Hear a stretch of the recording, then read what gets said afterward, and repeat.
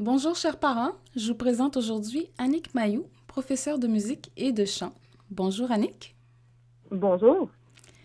Dites-nous à quel âge est-ce que vous avez commencé à jouer d'un instrument? Moi, j'ai commencé à jouer d'un instrument vers l'âge de 4 ans. Oh, fantastique. Et c'était quel instrument? Le piano. En Le fait, le piano. piano, c'était pas l'instrument que je voulais, c'était le violon que je voulais.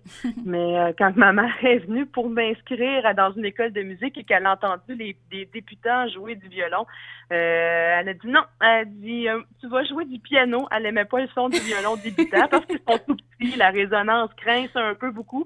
Donc c'est ça, fait qu'elle avait de la difficulté un peu avec le son.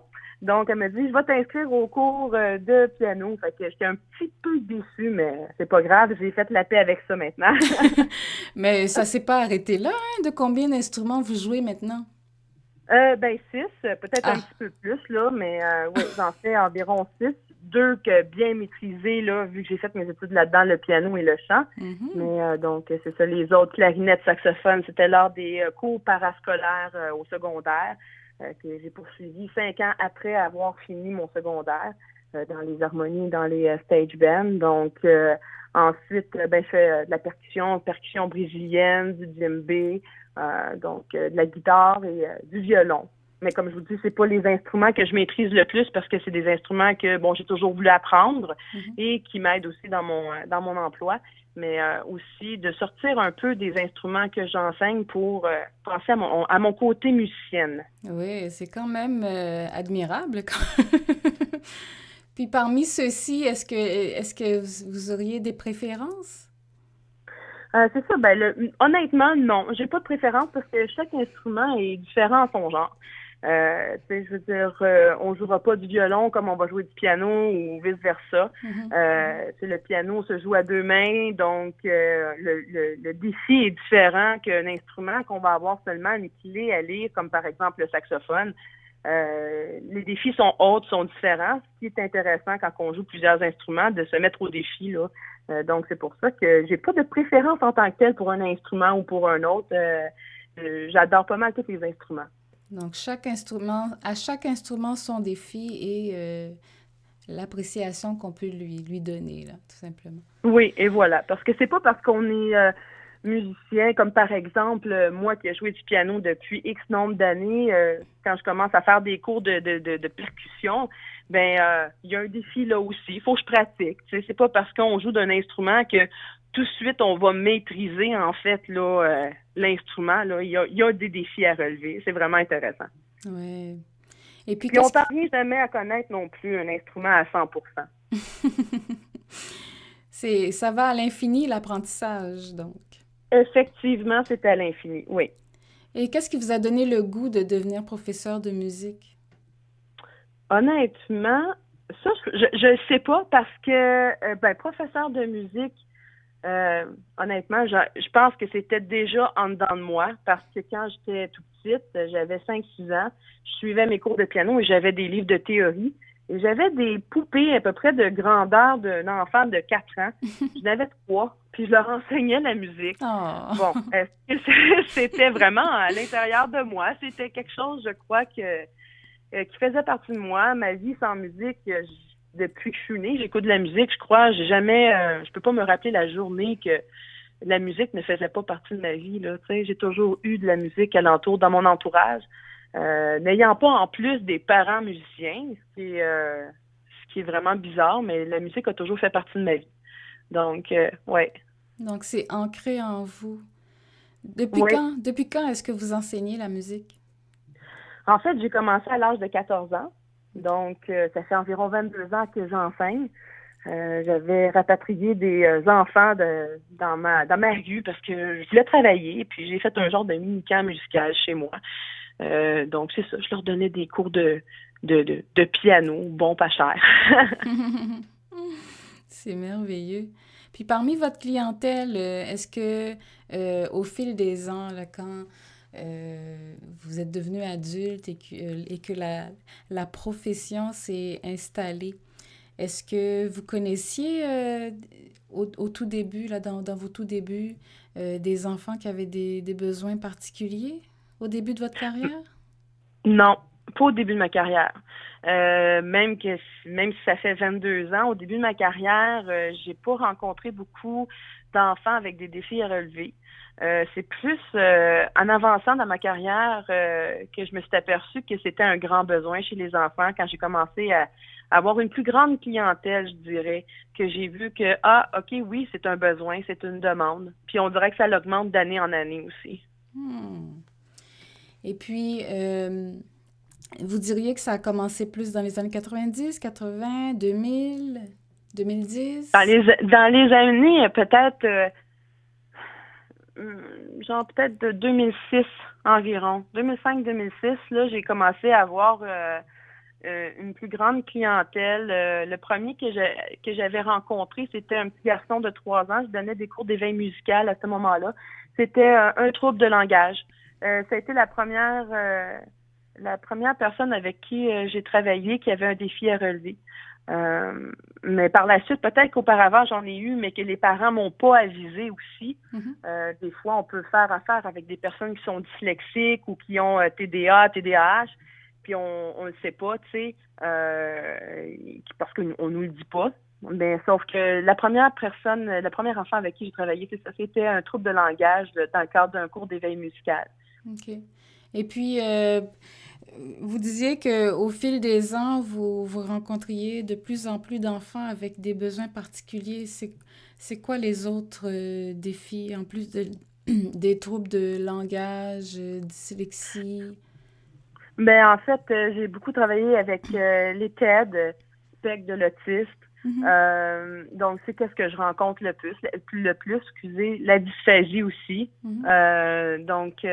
C'est pas mal ceux que je rencontre. Mais le plus gros et celui qui sont très nombreux, là, c'est vraiment TED, avec ou sans là, hyperactivité et le spectre de l'autisme. Et puis, ce sont des enfants qui se situent dans quel groupe d'âge environ? Ah, je dirais entre 4 ans aller jusqu'à 10 ans. OK. Ouais. Et puis, quand ils entament avec vous, est-ce que des cours, est-ce que vous voyez une différence dans leur comportement entre le début et la fin d'une séance, ou bien entre le début de l'année de l'année d'apprentissage et la fin? Ben, en fait, je dirais plus que ça s'étale sur un an, ou peut-être d'une session là, de septembre à décembre, on va dire. Là. Je suis capable de voir là, l'évolution, mais toute évolution est différente et personnalisée aussi. Ça dépend de Mhm. l'enfant, ça dépend de les parents aussi, parce que veux pas, la musique, c'est un travail aussi qui est individuel, mais par contre, c'est sûr que si on met ça sur un an, je vois une très grande différence. Surtout quand on prend notre pause l'été de 2 mois et qu'on se revoit au mois de septembre, là, je vois tellement un gros cheminement qui s'est fait, là. Soit que ce soit au niveau de la coordination, que ce soit au niveau de la motricité, que ce soit au niveau du comportement, que ce soit au niveau du langage, je vois toujours une constante évolution. J'ai jamais vu un enfant qui a stagné, honnêtement. Ça peut arriver, selon moi, mais c'est rare. Habituellement, là, il y a toujours une évolution qui va se faire. OK.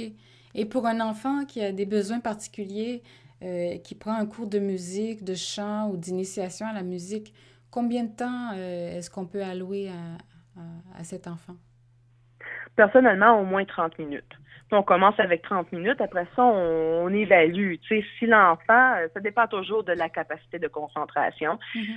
C'est sûr que puis ça dépend aussi de l'âge. Si l'enfant a 3-4 ans, puis qu'on voit qu'il est capable de tenir sa demi-heure au complet, ben on y va avec sa demi-heure pleine de piano. Mais par contre, si le piano est son instrument, bien sûr. Par contre, si l'enfant, sa capacité de concentration est 10-15 minutes, là, le dernier 10-15 minutes, on va faire de l'éveil musical, on va sortir des petites percussions, on va faire des rythmes, on va travailler avec le corps, c'est-à-dire faire des rythmes avec des vitamines rythmiques Hmm. qu'on intègre en fait à travers le corps.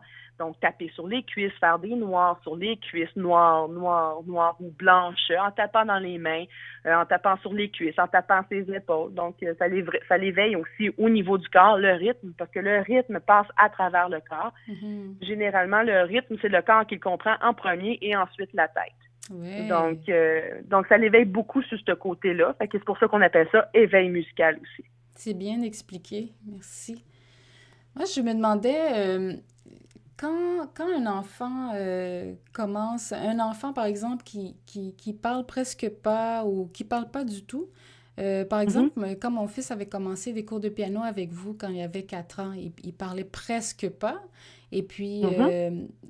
moi, je me demande, bon, moi, j'ai vu ce que vous faisiez, puis j'ai beaucoup admiré votre patience. Puis je me demandais, comment est-ce que vous faites habituellement, de façon générale?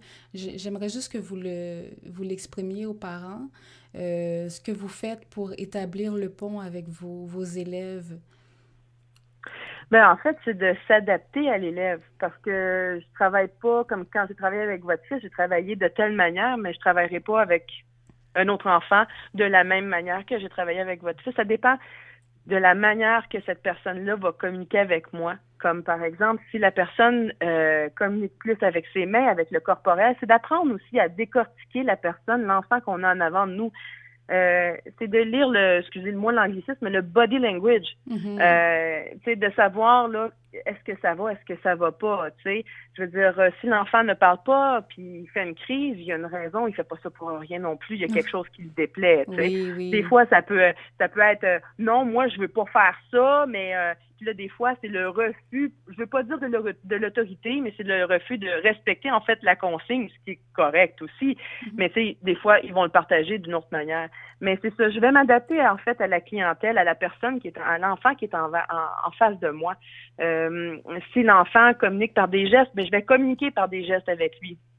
Mais souvent, je vais demander aux parents comment communiquez-vous avec votre enfant pour pas le déstabiliser. Je veux pas avoir mon langage puis que les parents disons que je sais pas, vous parlez allemand avec votre enfant puis moi je commence à parler italien, ça marchera pas. Non, c'est Donc ça. il faut que je parle le même langage que le parent. Puis souvent je vais demander comment communiquez-vous avec votre enfant puis je vais avoir le même langage que vous. Mhm. S'il faut que vous me donniez des cours, ben vous me donnerez des cours. Tu sais, souvent c'est ça que je fais, c'est de s'adapter en fait à l'enfant qui est en face de nous parce que sinon on ne pourra pas communiquer la matière parce que malgré que oui, on fait de la musique, il y a des choses à retenir, il y a de la théorie, mais c'est sans être intense au niveau de la théorie, mais il y a des choses qui sont comme de base, que même si l'enfant a des défis à relever, mais que c'est important qu'il y ait un bon enseignement et non bon, c'est pas grave, tu sais, non, ça marche pas avec moi là. Fait qu'il faut une très bonne communication dès le départ. Oui. Donc, c'est de s'adapter à l'enfant, puis de savoir quelle communication qu'à la maison vous utilisez aussi.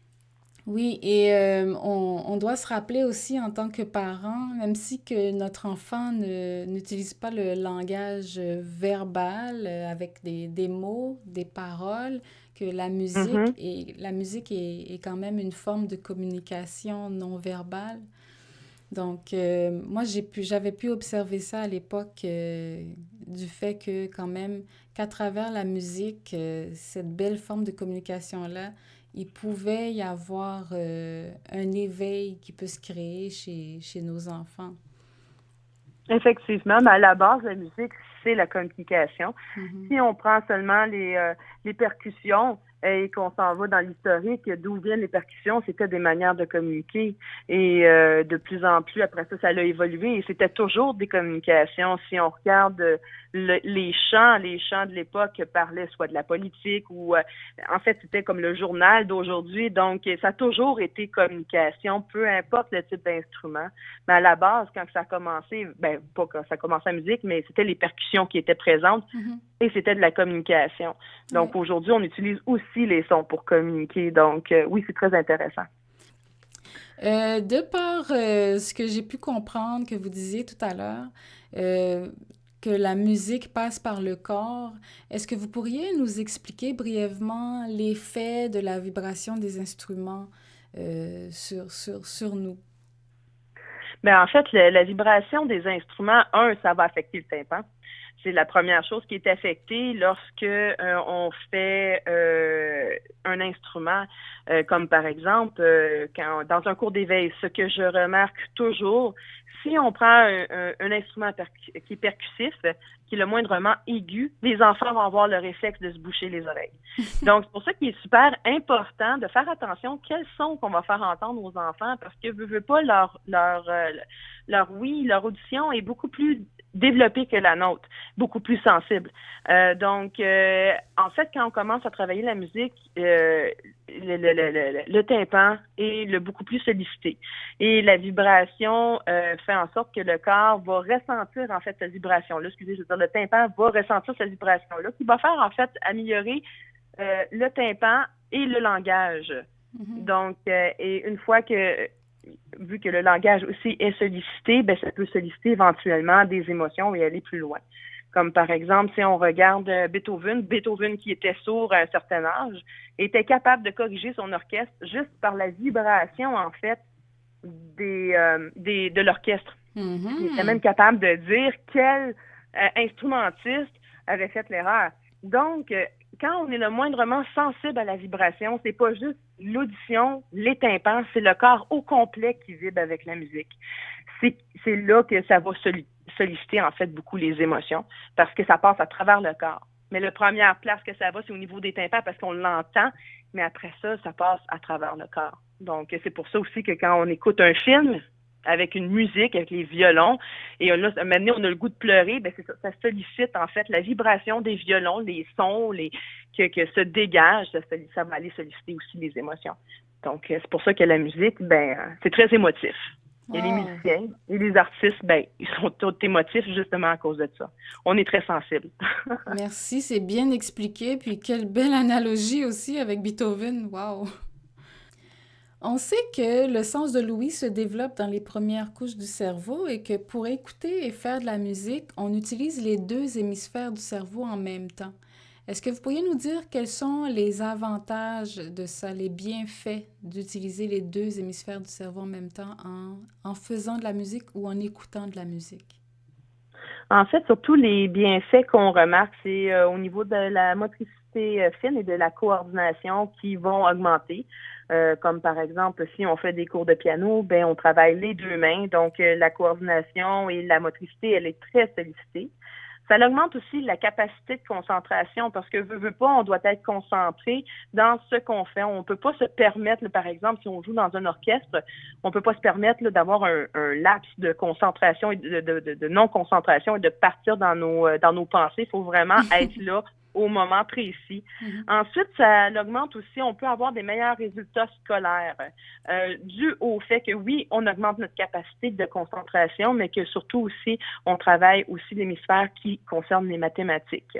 Donc moi, j'ai déjà vu aussi là, une élève qui avait beaucoup de difficultés en mathématiques, puis sa mère m'a fait remarquer 1 an après que ses résultats scolaires en maths avaient augmenté. Puis elle dit, je sais pas si c'est coïncidence avec les cours de musique, mais elle dit, depuis qu'elle suit des cours de musique, ses mathématiques ont augmenté. Donc, moi, je crois que oui, parce qu'il y a beaucoup d'études qui ont été faites là-dessus, comme quoi que les enfants suivant des cours de musique augmentaient leurs résultats scolaires. Fantastique. J'ai lu aussi que la musique peut apporter beaucoup de bien-être, du plaisir et réduire l'anxiété. Pour certains enfants, on avait même noté une amélioration au niveau des apprentissages, comme vous disiez, et même au niveau de leur comportement et leur rapport avec les autres. Et pour certains, on découvre même un centre d'intérêt, des fois qu'on ne connaissait pas.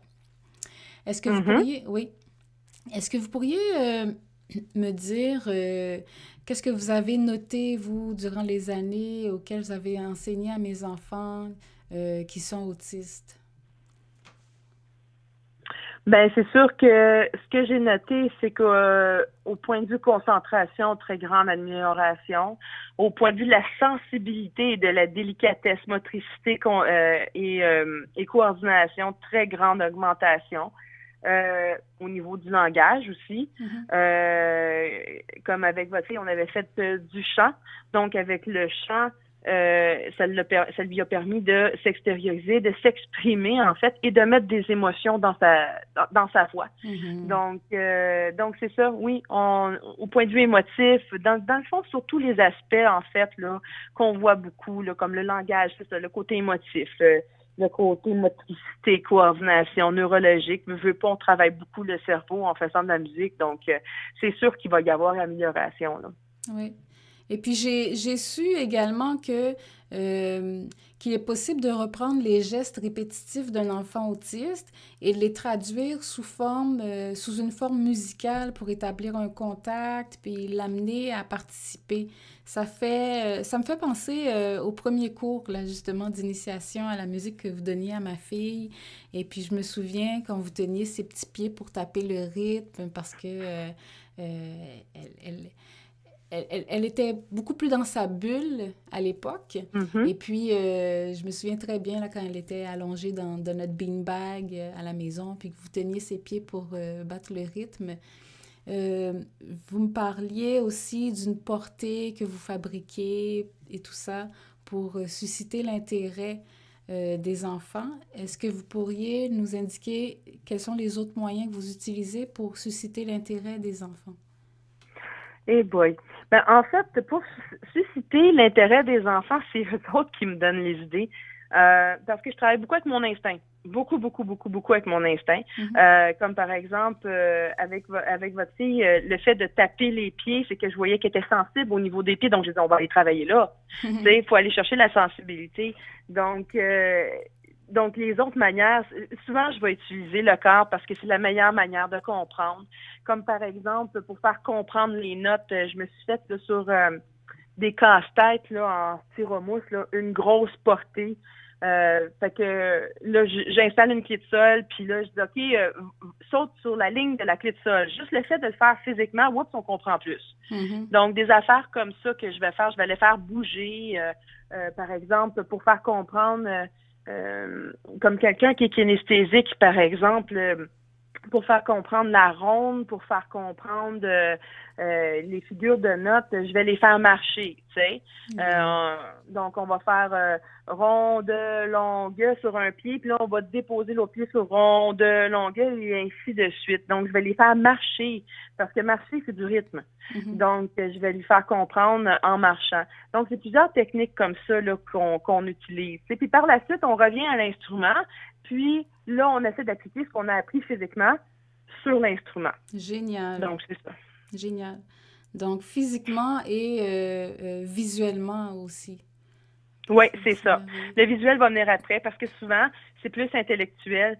Donc, puis on parle pas juste ici des enfants qui ont des défis à relever ou des personnes qui ont des défis à relever. On parle aussi des enfants en bas âge qui ne savent même pas lire et écrire. C'est Pour ça. leur faire comprendre, là, j'ai besoin, même s'ils regardent mon dos, c'est quoi ça veut dire ça, dos? OK, oui, un petit schmout-schmout de ligne, où est-ce que la note elle est, mais c'est quoi ça représente, ça, dans l'espace? Donc, l'enfant travaille beaucoup avec ça. Puis une fois qu'il a compris physiquement, ben, le faire voir visuellement, c'est beaucoup plus facile à comprendre. Quand tu vois ça, ben, c'est en fait là sur ton piano, on va dire. Fait. Oui, oui. Donc, ça me fait penser beaucoup au travail que vous faisiez auprès de ma fille à travers les cours de chant. Mhm. Je pense au ton monotone qu'elle employait à l'époque pour parler. Et puis Mhm. maintenant, quelques années plus tard, on l'entend faire des sons aigus, mais vraiment très aigus, là. Puis je pense qu'elle pourrait faire l'opéra, là. C'est vraiment, c'est vraiment impressionnant de voir l'évolution. Et puis, ça m'a fait Mais comprendre. c'est Oui, gratifiant aussi en tant qu'enseignante de voir ça, de voir qu'il y a une évolution, puis qu'en fait, on aide l'enfant à grandir à travers tout ça là, avec la musique. C'est vraiment, c'est un très bel impact, la musique, sur les personnes en général. ah oui, c'est une très belle contribution que vous avez faite dans la vie de mes enfants. J'ai compris qu'il y avait plusieurs moyens d'aborder la musique avec l'enfant, soit en jouant différents instruments de musique qui apportent une grande variété de sons et de nuances, des plus graves aux plus aigus.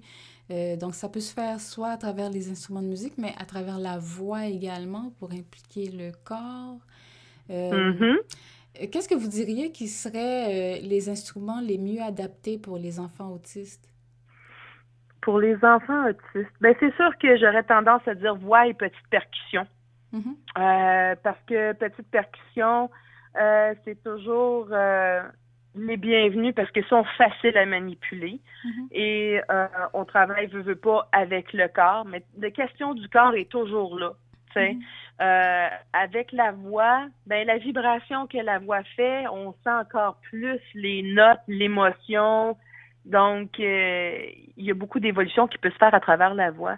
C'est pour ça que quand les enfants sont en très bas âge, on commence beaucoup avec l'éveil musical, voix et petites percussions, parce que Mhm. ce sont des instruments vibrants et les jeunes sont très sensibles à ça, à la vibration des instruments, et beaucoup plus facile à faire. Mhm. Tandis que on peut après ça aller vers le piano ou vers un autre instrument qui demande une technique beaucoup plus avancée.